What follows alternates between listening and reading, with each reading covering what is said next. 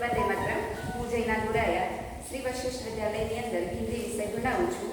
આજે આપણે ધોરણ 9ની અંદર ગ્રામર ભરીશું, એટલે કે વ્યાકરણ ભરીશું, જેનો ટોપિક છે અશુદ્ધ વાક્ય, અશુદ્ધ वाक्य. इसके पहले के अशुद्ध शुद्ध वाक्य के नियम हम देख चुके हैं, जिसमें हमने देखा था पद क्रम संबंधी नियम. ओके, तो पद क्रम संबंधी नियम के बाद अब हम सीखेंगे अन्वय संबंधी नियम. अन्वय का मतलब होता है मेल. अन्वय का मतलब क्या होता है? मेल. यानी कि जो वाक्य लिखा गया है वो कर्ता, कर्म और लिंग के अनुसार वो सही होना चाहिए. तो आज हम यही सीखेंगे अन्वय संबंधी नियम. अन्वय यानी इसका मतलब होता है मेल या तो फिर अनुरूपता.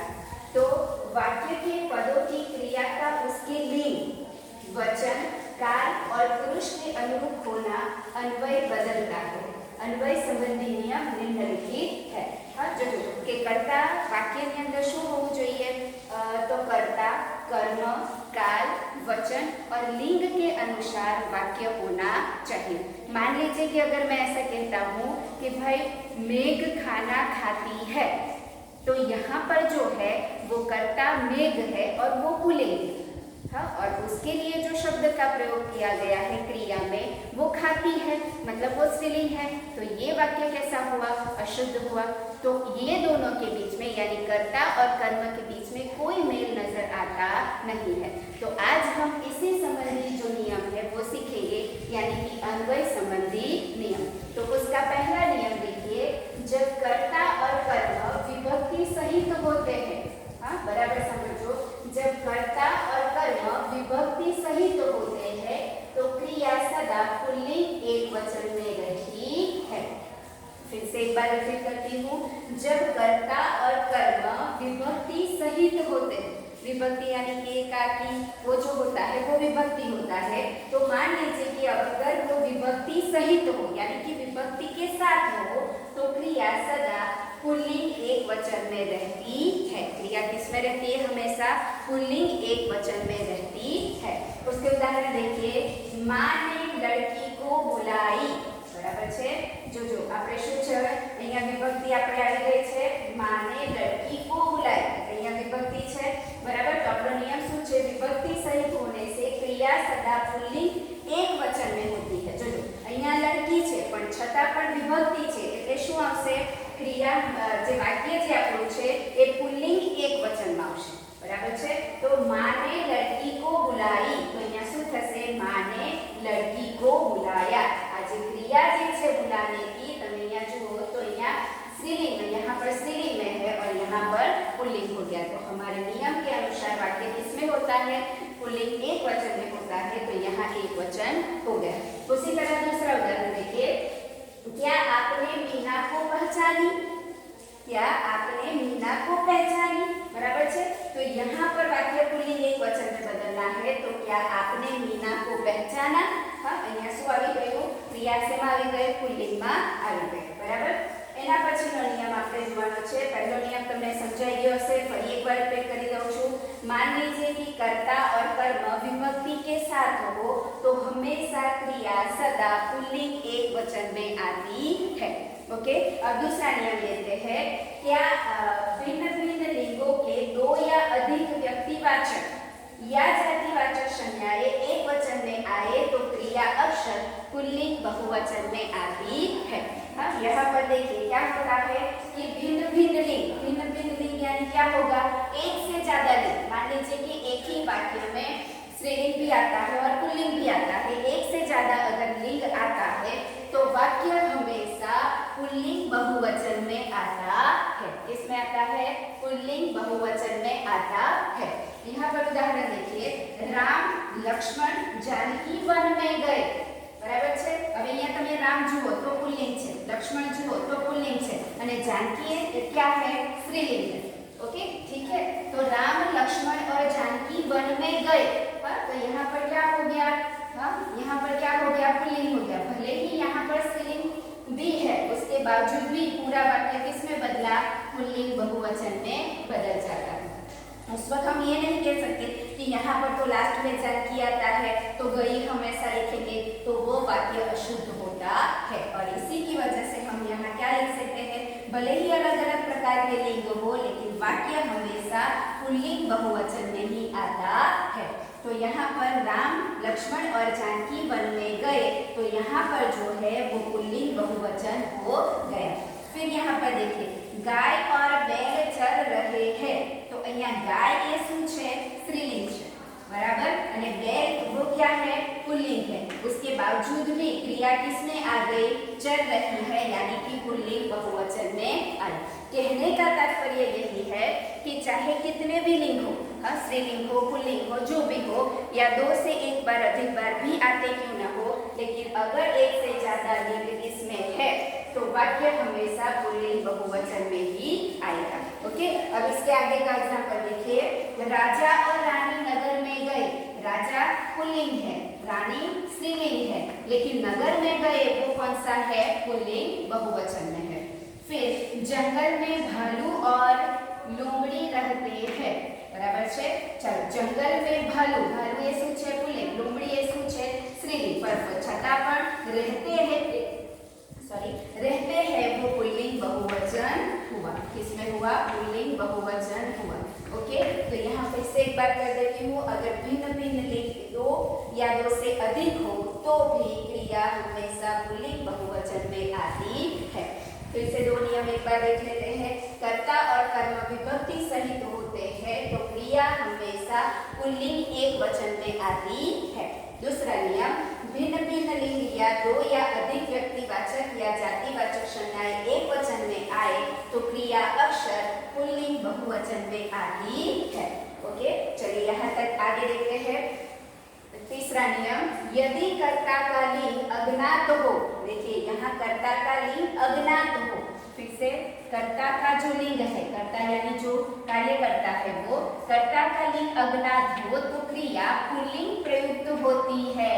तो क्रिया किसमें प्रयुक्त होती है? पुल्लिंग में प्रयुक्त होती है। हाँ, देखिए यहाँ पर उदाहरण देखिए। उदाहरण में है तुम्हारा खर्च कौन चलाता है। हाँ, यहाँ पर हमने पुल्लिंग में ले लिया। अब पता नहीं कि खर्च चलाने वाला व्यक्ति स्त्रीलिंग है या पुल्लिंग है, हमें कर्ता के बारे में कुछ भी पता नहीं है, तो क्रिया जो होती है वो हमेशा पुल्लिंग में प्रयुक्त होती है। क्रिया किसमें प्रयुक्त होती है? पुल्लिंग में प्रयुक्त होती है। फिर से एक बार, कर्ता का लिंग अगर अज्ञात हो, मतलब उसके बारे में हमें पता ना हो, तो क्रिया हमेशा पुल्लिंग में प्रयुक्त होती है। आगे चौथा नियम, आदर्थ एक वचन कर्ता के लिए क्रिया बहुवचन में प्रयुक्त होती है। यानी कि आदर्थात्मक वचन व्यक्ति हो और वो एक वचन हो, मतलब एक ही कर्ता हो, पर फिर भी क्रिया जो होती है वो किसमें प्रयुक्त होती है? बहुवचन में प्रयुक्त होती है। कब ऐसा होता है? जब आदर्थ, मतलब आदर्थवाचक कोई व्यक्ति होता है, आदर्श होता है, हाँ, तो ऐसे अर्थ में अगर कर्ता एक भी क्यों ना हो, वो एक वचन में भी क्यों ना हो, पर हमेशा क्रिया जो होती है वो बहुवचन में प्रयुक्त होती है। तो यहाँ पर देखिए ये उदाहरण, गांधी जी महान नेता थे। हाँ, गांधी जी महान नेता थे। हाँ, यहाँ पर गांधी जी जो है वो क्या है? आदर्श है। वो क्या है? आदर्श वाचक। और इसी के लिए उनके लिए जो क्रिया प्रयुक्त हुई वो महान थे, वो पुल्लिंग में आ गई। आई बात समझ में? फिर से एक बार, अगर कर्ता आदर्शवाचक हो तो उस वक्त क्रिया हमेशा पुल्लिंग में प्रयुक्त होती है। ओके, फिर से एक बार पहले से देख लेते हैं कि मान लीजिए कि कर्ता और कर्म विभक्ति सहित होते हैं तो क्रिया हमेशा पुल्लिंग बहुवचन में प्रयुक्त होती है। दूसरा नियम, मान लीजिए कि अगर भिन्न भिन्न लिंग एक से अधिक होते हैं तो क्रिया पुल्लिंग बहुवचन में प्रयुक्त होती है। यदि मान लीजिए कि कर्ता अज्ञात है तो क्रिया पुल्लिंग में प्रयुक्त होती है। चौथा नियम, अगर कर्ता आदर्थवाचक होता है तो क्रिया हमेशा पुल्लिंग में प्रयुक्त होती है, सॉरी या बहुवचन में प्रयुक्त होती है। बराबर છે? चलो, એના પછી જો પાંચમો નિયમ, आंसू, दर्शन, दाम, प्राण, लक्ष्मण, समाचार, हस्ताक्षर, होश, बूंद, लोभ आदि शब्दों के साथ क्रिया बहुवचन में प्रयुक्त होती है। अब मान लीजिए कि यहाँ पर ऐसे शब्दों का प्रयोग हुआ जैसे आंसू, दर्शन, दाम, प्राण, हस्ताक्षर ऐसे शब्द अगर वाक्य में आते हो तो क्रिया हमेशा बहुवचन में प्रयुक्त होती है। आई बात समझ में? फिर से एक बार, अगर मान लीजिए कि वाक्य में आंसू, दर्शन, दाम, प्राण, समाचार, हस्ताक्षर ऐसे शब्द अगर वाक्य में आते हैं तो क्रिया हमेशा बहुवचन में प्रयुक्त होती है। तो यहाँ पर देखिए, उसके आंसू रुकते ही नहीं। हाँ, उसके आंसू रुकते ही नहीं, आंसू आ गया शब्द, और इसी की वजह से जो क्रिया है वो किस में आ गई? बहुवचन में आ गई। किस में आ गई? बहुवचन में आ गई। और फिर दूसरा नियम देखिए, मेरे प्राण संकट में आ गए। हाँ, मेरे मतलब अकेले के प्राण है, पर यहाँ पर शब्द कौन सा प्रयुक्त हुआ? प्राण हुआ, और इसी की वजह से संकट में आ गए वो किस में आ गया? बहुवचन में आ गया। क्रिया किस में आ गई? बहुवचन में आ गई। यहाँ पर देखिए तीसरा उदाहरण, विवाह के शुभ समाचार मिले। हाँ, विवाह के शुभ समाचार मिले। अब यहाँ पर कौन सा शब्द है? समाचार, बराबर है।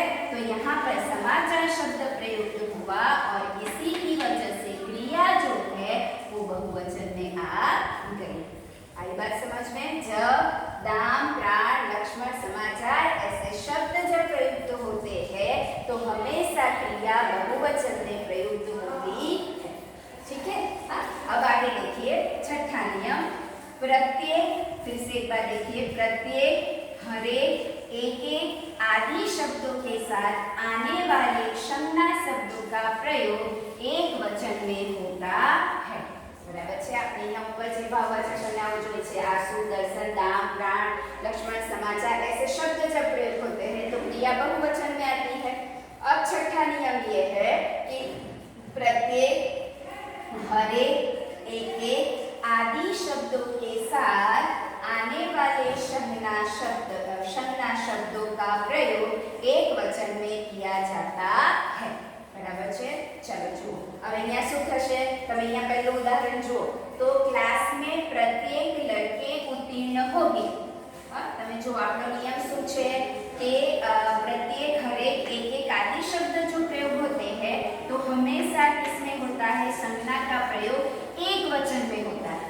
संज्ञा का प्रयोग किसमें होता है? एक वचन में होता है। अब यहाँ पर पहला वाक्य देखिए, क्लास में प्रत्येक लड़के उत्तीर्ण होंगे। बराबर है? तो यहाँ पर एक वचन में नहीं है। बराबर, होंगे मतलब यहाँ पर क्या हुआ? बहुवचन हुआ, और इसी की वजह से ये वाक्य जो है वो कैसा है? अशुद्ध वाक्य है। कैसा वाक्य है? अशुद्ध वाक्य। अगर हमें इसे शुद्ध बनाना है तो क्या लिखेंगे? क्लास में प्रत्येक लड़का उत्तीर्ण होगा। बराबर, होगा वो किस में आ गया? एक वचन में आ गया, और इसी की वजह से ये वाक्य कैसा हुआ? शुद्ध वाक्य हुआ। ठीक है? हाँ, फिर से एक बार देख लेते हैं दूसरा उदाहरण, हरेक मजदूर अफसर से मिले। बराबर है? तो हरेक मजदूर अफसर से मिला। बराबर है? पड़ी गई समझ? हाँ, जब प्रत्येक, हरेक, एक एक आदि शब्द के साथ संज्ञा जब आती है तो संज्ञा हमेशा एक वचन में प्रयुक्त होती है। हाँ, चलिए अब आगे देखते हैं सातवां नियम, संज्ञा के लिंग के अनुसार सर्वनाम का प्रयोग किया जाता है। इसके आधार पर, संज्ञा के लिंग के आधार पर, संज्ञा के लिंग के आधार पर सर्वनाम का प्रयोग किया जाता है। सर्वनाम का मतलब तो आप सब जानते हैं, सर्वनाम यानी कि नाम के जगह पर जो इस्तेमाल होता है उसे क्या कहते हैं? सर्वनाम कहते हैं। तो यहाँ पर संज्ञा के लिंग के अनुसार ही, संज्ञा का जो लिंग होता है उसी के अनुसार सर्वनाम का प्रयुक्त होता है। तो यहाँ पर देखिए, तुम्हारी स्कूल कहाँ है? बराबर है? अब यहाँ તમે જુઓ तो स्कूल वो क्या है? स्कूल वो क्या है? पुल्लिंग है। स्कूल क्या है? पुल्लिंग है। और यहाँ पर जो प्रयुक्त हुआ है वो क्या हुआ है? स्त्रीलिंग प्रयोग हुआ है। इसकी वजह से ये जो वाक्य है वो अशुद्ध वाक्य है। कैसा वाक्य है? अशुद्ध वाक्य है। तो यहाँ पर होगा तुम्हारा स्कूल कहाँ है। यहाँ पर परिवर्तन हो गया, तुम्हारी की जगह क्या आ गया? तुम्हारा। ओके, तो संज्ञा के लिंग के अनुसार संज्ञा जो है वो पुल्लिंग है, तो यहाँ पर जो सर्वनाम प्रयोग किया गया वो स्त्रीलिंग था। इसी की वजह से ये वाक्य कैसा हुआ, अशुद्ध हुआ। अब यहाँ पर अगर हमें सही वाक्य यानी कि शुद्ध वाक्य बनाना है तो तुम्हारा स्कूल कहाँ है। ओके, उसी के अनुसार दूसरा उदाहरण देखिए, यह मेरी कॉलेज है। देखो, यह मेरी कॉलेज है, यहाँ पर भी ऐसा ही हुआ। संज्ञा जो है वो पुल्लिंग में है, सर्वनाम जो है वो स्त्रीलिंग में आया है, और इसी की वजह से वाक्य कैसा हो गया, अशुद्ध हो गया। अब हमें इसे शुद्ध बनाना है, तो यह मेरा कॉलेज है, कैसा हो गया, यह मेरा कॉलेज है। बराबर। तीसरा उदाहरण देखिए, उसका आवाज कोमल है। हाँ, अब यहाँ पर आवाज जो है वो स्त्रीलिंग शब्द है। आवाज कैसा शब्द है, स्त्रीलिंग शब्द है, तो यहाँ पर उनका वो पुल्लिंग शब्द है। इसी की वजह से ये वाक्य जो है वो अशुद्ध वाक्य हुआ। तो यहाँ पर उसे हमें शुद्ध बनाने के लिए क्या करना पड़ेगा, उसकी आवाज कोमल है, यानी कोमल जो है आवाज जो है वो स्त्रीलिंग शब्द है, उसके साथ प्रयुक्त हुआ सर्वनाम जो है वो भी स्त्रीलिंग में हुआ। ठीक है, आ गई बात समझ में यहाँ तक कि अगर संज्ञा के लिंग के अनुसार ही सर्वनाम का प्रयुक्त होता है। बराबर है। હવે અહીંયા જો આઠમો પ્રકાર, संज्ञा के लिंग के अनुसार ही विशेषण का प्रयोग होता है। ऊपर हमने क्या देखा, सर्वनाम देखा कि संज्ञा के लिंग के अनुसार सर्वनाम का प्रयोग होता है। यहाँ पर हमें देखना है कि संज्ञा के लिंग के अनुसार ही विशेषण का प्रयोग होता है। हाँ, मैंने आपसे अन्वय का प्रयोग चलाने से पहले ही कहा था, अन्वय यानी कि मेल। संज्ञा, सर्वनाम, कर्ता सभी के बीच में क्या होना चाहिए, मेल होना चाहिए। अगर वो मेल नहीं है तो वाक्य अशुद्ध होगा। हाँ, तो यहाँ पर हमें देखना है कि संज्ञा के लिंग के अनुसार ही विशेषण का प्रयोग किया जाता है। अब यहाँ देखिए, आज मौसम सुहावनी है। बराबर है, आज मौसम सुहावनी है। અહીંયા संज्ञा કોણ છે, मौसम છે, અને मौसम शब्द જે છે એ પુલ્લિંગ છે। बराबर है, मौसम शब्द वो क्या है, पुल्लिंग है, और यहाँ सुहावनी जो शब्द है वो स्त्रीलिंग है, और इसी की वजह से ये जो वाक्य है वो कैसा वाक्य हुआ, अशुद्ध वाक्य हुआ। बराबर, क्योंकि हमारा नियम क्या है कि संज्ञा के अनुसार ही विशेषण का प्रयोग भी होना चाहिए। तो यहाँ पर अगर हमें उसे शुद्ध बनाना है तो क्या बनाएंगे कि आज मौसम सुहावना है। देखिए, यहाँ पर सुहावना शब्द किस में बदल गया, पुल्लिंग में बदल गए। यहाँ किस में था, स्त्रीलिंग में था। मतलब ये वाक्य अशुद्ध था और ये वाक्य कैसा बन गया, शुद्ध बन गया। परीक्षा में भी इसी तरह के वाक्य होते हैं कि आज मौसम सुहावनी है, तो यहाँ पर विशेषण उसके अनुसंधान नहीं है तो वाक्य अशुद्ध हुआ। अब हमें उसे शुद्ध बनाना है, तो यहाँ पर अगर संज्ञा पुल्लिंग है तो विशेषण को भी पुल्लिंग में ही बदलना पड़ेगा। उसी तरह दूसरा उदाहरण देखिए, आजकल कपास महंगा है। देखिए, आजकल कपास महंगा है। अब यहाँ पर सबसे पहले तो ये जानना पड़ेगा कि कपास स्त्रीलिंग है या पुल्लिंग। कपास जो है वो स्त्रीलिंग शब्द है, और यहाँ पर विशेषण जो प्रयुक्त हुआ है वो पुल्लिंग है, और इसका और इसके नियम के अनुसार कोई मेल होता नहीं है, और इसी की वजह से ये वाक्य है वो अशुद्ध हुआ। अब हमें शुद्ध बनाना है तो क्या करेंगे, आजकल कपास महंगी है। ठीक है, यानी कि कपास भी स्त्रीलिंग शब्द हो गया और महंगी भी स्त्रीलिंग शब्द हो गया। बराबर है। चलो आगे જોઈએ, उसका नाक लंबा है। हाँ, नाक लंबा है।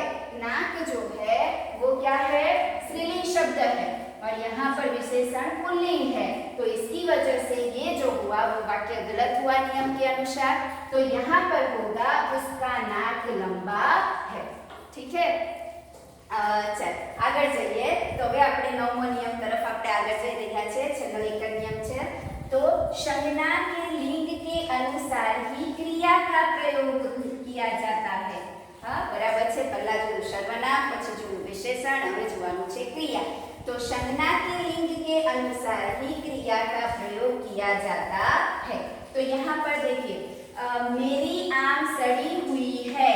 हाँ, અહીંયા તમે જુઓ कि અહીંયા પણ ભૂલ અને અહીંયા પણ ભૂल, કારણ કે આ જે શબ્દ છે એ પુલ્લિંગ શબ્દ છે। हाँ, तो यहाँ पर क्या होगा, मेरा आम सड़ा हुआ है। अब देखिए यहाँ पर क्रिया किसके क्रिया का प्रयोग किसके अनुसार किया जाता है, संज्ञा के लिंग के अनुसार। संज्ञा जो थी वो पुल्लिंग थी पर क्रिया किसमें थी, स्त्रीलिंग में थी। तो ये वाक्य जो हुआ अशुद्ध हुआ। अब हमें शुद्ध बनाना है तो होगा मेरा आम सड़ा हुआ है। आत्मा नहीं मरता। चलो, आत्मा ये शब्द कयो छे, स्त्रीलिंग शब्द छे। आत्मा कौन सा शब्द है, स्त्रीलिंग शब्द है, पर यहाँ जो है वो मरता है। मरता मतलब क्या हुआ, पुल्लिंग हुआ। हाँ, तो ये वाक्य जो हुआ अशुद्ध हुआ। अब हमें उसे शुद्ध बनाना है तो आत्मा नहीं मरती, बराबर छे। એટલે સંજ્ઞા પણ સ્ત્રીલિંગમાં અને ક્રિયા પણ સ્ત્રીલિંગમાં। તો આ વાક્ય કેવું વાક્ય બન્યું, शुद्ध वाक्य बन्યું। यह वाक्य कैसा हुआ, शुद्ध वाक्य हुआ, बराबर है। इसीलिए नियम फिर से एक बार देख लेते हैं कि संज्ञा के लिंग के अनुसार ही क्रिया का प्रयोग होता है। छलो वाक्य, छलो नियम अन्वय संबंधी नियम का आखिरी नियम, संज्ञा के लिंग के अनुसार ही संबंध विभक्ति। हाँ, जो यहाँ कयो है विभक्ति, यानी का, की का प्रयोग किया जाता है। किसके अनुसार किया जाता है, संज्ञा के लिंग के अनुसार किया जाता है। तो अहिया जो के परमात्मा का महिमा अपार है। हाँ, परमात्मा ये शू है, पुल्लिंग शब्द है, परमात्मा पुल्लिंग शब्द है और महिमा अहिया क्या हुआ, विभक्ति का हुई, बराबर। तो यहाँ पर शुद्ध वाक्य क्या होगा कि परमात्मा की महिमा अपार है। चलो, यहाँ बम्बई की बाजार अच्छी है, तो यहाँ पर सही वाक्य होगा बम्बई का बाजार अच्छा है। तीसरा वाक्य, मुझे केवड़े की शरबत पसंद है, तो यहाँ की नी जगह शू आवी जशे, का। तो मुझे केवड़े का शरबत पसंद है। चलो, अहींया सुधी आपणे जोयुं। दरेक विद्यार्थीओने अन्वय संबंधी नियम जे छे आपणे अहींया सुधी जोईशुं। आना पछीना जे नियम छे हजी बाकी छे, तो आपणे बीजा विडियोमां एना पछीना नियमो जोईशुं। Thank you very much.